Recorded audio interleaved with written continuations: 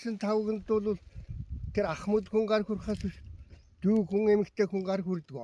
Тэгтэл одоо хүүхдүүд барай зүгээр шууд ясын ухаалаар иччих шиг. Төрүүлээд ахмадуудаас төрүүлээд.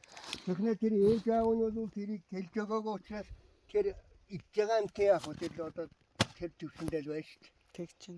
Яа тийм учраас энэ мах яаж хэрглэж махыг одоо мал төхөөрөөд оруулахаас эхлүүлээд тахтын үлгхээс эхлүүлээд тэгээд одоо бас ёс жаягта тэр юмнуудыг хоцорчих шиг мэдэгдэнэ.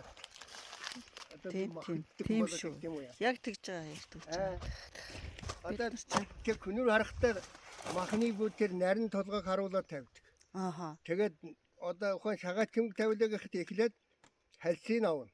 Дараа нь одоо яагаад тэгээд шагааг ийн авна. Тэгээд нарийн толгоогоос нь яагаад том толгой руу иддэг. Хэрв барахгүй бол дундуур нь үлдээдэг. Тийм ёстой.